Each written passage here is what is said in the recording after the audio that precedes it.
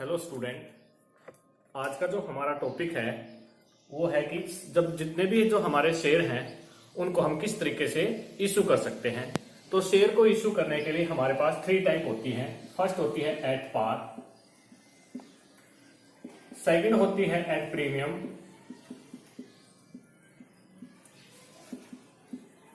Third होती है at discount.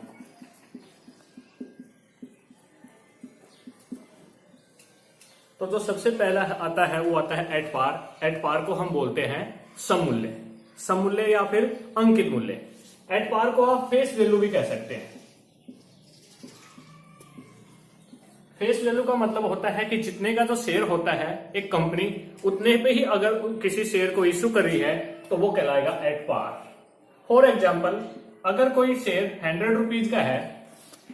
और कोई कंपनी उसको अगर 100 रुपीज पे इश्यू कर रही है तो इसका मतलब है कि कंपनी ने उसको किस पे इश्यू किया है, एट पार के ऊपर। जब वो कोई कंपनी अपने प्रीमियम को शेयर को एट पार के ऊपर इश्यू कर रही है तो यहां सबसे ज्यादा ध्यान देने वाली बात यह है कि जितने रुपए का शेयर होता है या जितने रुपए शेयर की फेस वैल्यू होती है उतने रुपए पे ही शेयर को इश्यू किया जा रहा है, वो कहलाएगा एट पार। दूसरा जो पॉइंट आता है, इसके लिए जो जर्नल एंट्री बनेगी वो बनेगी bank account debit to share application account. जितने शेयर हमने इश्यू किए हैं और जितने एप्लीकेशन हमारे पास आ रही हैं उनके मल्टीप्लाई करके हमारे पास जो अमाउंट आएगी वो हम इसमें ट्रांसफर कर देंगे, और जो अमाउंट हमारे पास शेयर एप्लीकेशन की आई है उस अमाउंट को हम ट्रांसफर कर देंगे अपने शेयर कैपिटल अकाउंट के अंदर। तो सब ये तो था हमारा एट पार के ऊपर। दूसरा जो आता है वो आता है एट प्रीमियम। एट प्रीमियम का मतलब होता है कि इस शेयर को जब हम इश्यू करते हैं तो प्रीमियम का मतलब होता है कि जितने भी शेयर को इश्यू किया जा रहा है वो प्रीमियम पे इश्यू किया जा रहा है। यहाँ ध्यान से सबसे पहले बात यह है, जब कोई कंपनी अपने शेयर को प्रीमियम पे इश्यू करती है तो उसका जो फेस वैल्यू है उस फेस वैल्यू से ज्यादा पे इश्यू करना क्या कहलाएगा, प्रीमियम कहलाएगा। तो वो प्रीमियम का मतलब होता है कि जितना शेयर की वैल्यू होती है, फॉर एग्जाम्पल हम एग्जाम्पल ले रहे थे कि 100 रुपीज है, 100 रुपीज से ज्यादा जितने भी शेयर को इश्यू किया जा रहा है, जैसे फॉर एग्जाम्पल 105, 1110, 110, यानी कि 105 रुपए, 110 रुपए, 120 रुपए, इसमें अगर किसी शेयर को इश्यू किया जाता है तो वो कहलाएगा एट प्रीमियम।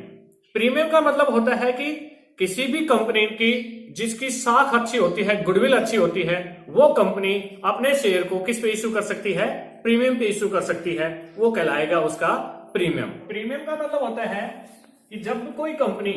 अपने शेयर की फेस वैल्यू से या अंकित मूल्य से ज्यादा पे जारी कर रही है वो कहलाएगा प्रीमियम। देखो, अंश प्रीमियम की जो राशि होती है, शेयर प्रीमियम की जो राशि होती है वो सिक्योरिटी प्रीमियम अकाउंट में क्रेडिट में डाली जाती है। पहले क्या होता था कि ये जो कंपनी जो है ये इसके लिए कंपनी के लिए ये सामान्य लाभ नहीं होता है, और ये बल्कि ये कैसा होता है, ये कैपिटल उसके लिए प्रॉफिट होता है, और इसके लिए लाभ हानि विवरण में नहीं ले जाते, बल्कि जो हम बैलेंस शीट बनाते हैं उसके जो हमारी क्षमता और दायित्व होता है, लिक्विडिटी एंड लायबिलिटी जो साइड होती है उसके हम रिजर्व एंड सरप्लस शीर्षक के अंतर्गत सिक्योरिटी प्रीमियम को दिखाएंगे।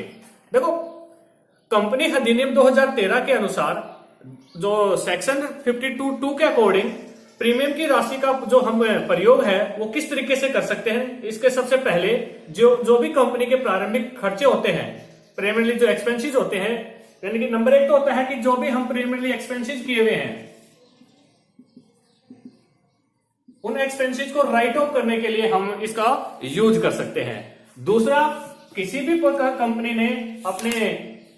शेयर के ऊपर जो भी डिस्काउंट वगैरह दिया है, कंपनी की अंश या ऋण पत्र को निर्गमन जो किए गए हैं उनके ऊपर जो भी खर्चे हो रहे हैं, या कोई कमीशन दिया है या कोई कटौती दी है, उसको राइट ऑफ करने के लिए भी हम सिक्योरिटी प्रीमियम के अमाउंट को यूज कर सकते हैं। अगर किसी कंपनी ने अपने शेयर होल्डर को बोनस शेयर के निर्गमन किए हुए हैं उसके लिए भी हम इसको यूज कर सकते हैं। कंपनी के जितने भी उसके प्रीफरेंस शेयर होते हैं उनके ऊपर जितने ऋण पत्र हैं उनका भुगतान करने के लिए अगर आपने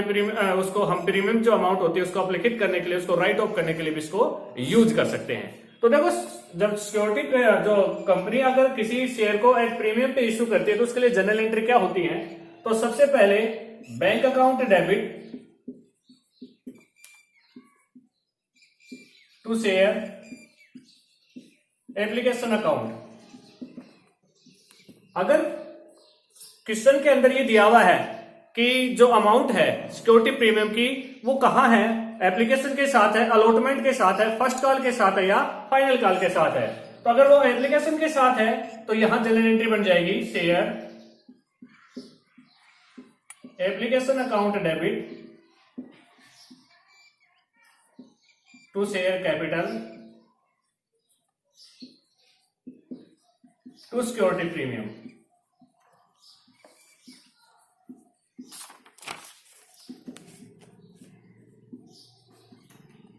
अगर क्वेश्चन के अंदर ये दिया हुआ है कि एप्लीकेशन के साथ ना होकर अलॉटमेंट के साथ है तो यहां जनरल एंट्री बन जाएगी share allotment account debit to share capital account to security premium account. और अगर क्वेश्चन में कुछ भी नहीं दिया हुआ है सिक्योरिटी प्रीमियम के लिए तो ये सबसे ज्यादा ये ध्यान रखना है कि प्रीमियम का जो लेखा है वो आवंटन के साथ किया जाएगा, अलॉटमेंट के साथ किया जाएगा। क्योंकि जब भी कभी ये नहीं दिया गया है कि जो सिक्योरिटी प्रीमियम है वो कहाँ आया है, एप्लीकेशन के ऊपर आया है, अलॉटमेंट पे आया है, फर्स्ट कॉल पे आया या फाइनल कॉल पे, अगर कुछ भी नहीं दिया हुआ है तो ये माना जाएगा कि जो सिक्योरिटी प्रीमियम है वो हमारा कि कहाँ है, शेयर अलॉटमेंट के साथ, क्योंकि अलॉटमेंट के ऊपर इसको माना जाएगा। नेक्स्ट जो पॉइंट आता है वो आता है at a discount. At discount का मतलब होता है छूट, बट्टे के ऊपर जारी करना। देखो एक कंपनी अधिनियम 2013 के अनुसार एक कंपनी अपने शेयर को अंकित मूल्य से कटौती पर जारी करता, जैसे फॉर एग्जांपल 100 रुपए का शेयर है उससे उसकी वैल्यू से डाउन फेस वैल्यू से कम पे इश्यू करना क्या कहलाएगा, डिस्काउंट। फॉर एग्जांपल 100 रुपए का शेयर है 90 रुपए में इश्यू किया या 85 रुपए में इश्यू किया या 95 रुपए में इश्यू किया, ये कहलाएगा शेयर की वैल्यू से जो फेस वैल्यू से कम पे जारी करना क्या कहलाएगा, अंशों का कटौती या बट्टे के ऊपर निर्गमन। लेकिन कंपनी अधिनियम 2013 के अनुसार एक कंपनी अब को ये 2013 के अनुसार ये है कि कोई भी कंपनी अपने शेयर को अब है ना डिस्काउंट पे इशू नहीं कर सकती, क्योंकि केवल वही कंपनी इस शेयर को डिस्काउंट पे इशू कर सकती है जो केवल स्वीट इक्विटी शेयर इशू कर रही हो, या फिर वो अपने जितने भी उसके शेयर होल्डर होते हैं उनमें से किसी को भी कभी भी डिस्काउंट के ऊपर शेयर को इशू नहीं कर पाएगी। क्योंकि डिस्काउंट जो है अब इसको कंपनी अधिनियम 2013 के अनुसार इसको खत्म कर दिया है, इसको समाप्त कर दिया गया है। केवल एक कंपनी अपने जो शेयर है स्वीट इक्विटी शेयर जो अगर वो इशू करी है, जो लॉक इन पीरियड के अंदर होते हैं, प्रतिबंधित अवधि होती है, उस प्रतिबंधित अवधि के दौरान अगर कोई कंपनी शेयर को इशू करी है तो ही वो डिस्काउंट के ऊपर इशू कर सकती है। अदरवाइज कोई भी कंपनी अपने शेयर को कंपनी अधिनियम 2013 के अनुसार डिस्काउंट पे इशू नहीं कर पाएगी। Thank you.